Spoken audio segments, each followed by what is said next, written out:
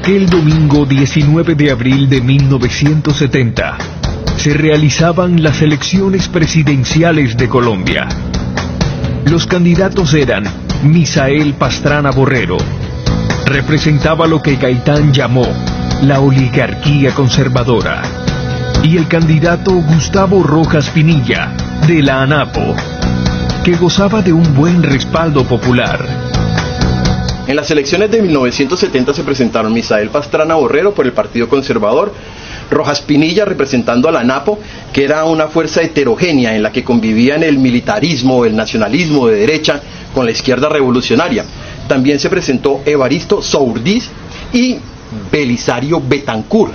Tras una amplia participación de las masas, el general Rojas Pinilla ganó las elecciones, según datos de la registraduría, a las 10 de la noche. Pero el fraude comenzó a cocinarse cuando el presidente Carlos Lleras, a través de su ministro de gobierno Carlos Augusto Noriega, le pidió a las emisoras que dejaran de transmitir datos electorales regionales.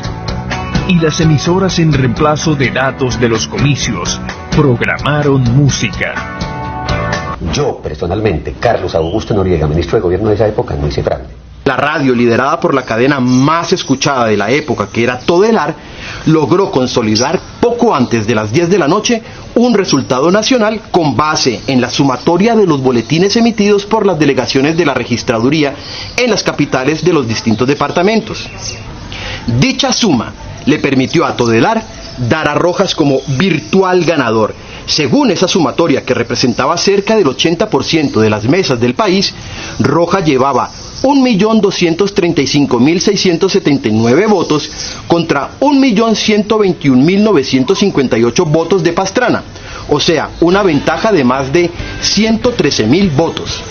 Fue entonces cuando Antonio Pardo García, director de Todelar, recibió una llamada del ministro de Comunicaciones, el señor Antonio Díaz, quien le dijo a su vez que el ministro de Gobierno, Carlos Augusto Noriega, había manifestado el descontento del gobierno por la forma como se estaban divulgando los resultados.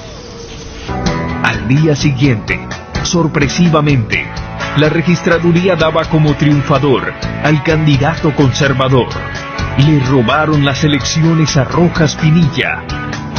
Frente a esto, Todelar decidió que si no la dejaban sumar los boletines departamentales, suspendería toda la transmisión, y así lo hizo.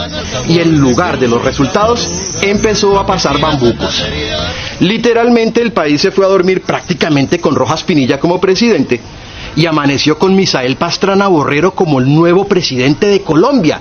Esa manguala entre el oficialismo en cabeza del abuelo de Germán Vargas Lleras y el papá de Andresito se convirtió en el fraude electoral más descarado de la historia del país. El gobierno nacional no hizo fraude. Yo, personalmente, Carlos Augusto Noriega, ministro de gobierno de esa época, no hice fraude. Pero la verdad es que hay una serie de datos dramáticamente interesantes ponen a la gente a pensar en eso, y se lo voy a resumir muy rápidamente. Tenga en cuenta este informe. Eran 22 capitales de departamento, en 17 ganó Rojas. De las 20 ciudades electoralmente más importantes, también en esas 20 ganó Rojas, al punto que en esos municipios, es decir, 22 y 20, 42 sobre los 920, Rojas alcanzó a poner una mayoría de más de 161.000 votos. Pudo haberlo habido y pudo no haberse extremado la vigilancia de esos escrutinios al punto de que de pronto en esos pueblos periféricos pudo cometerse una adulteración de la realidad electoral. Pero usted me pregunta, ¿hubo fraude? Yo no le puedo contestar que no lo hubo. La gente de bien.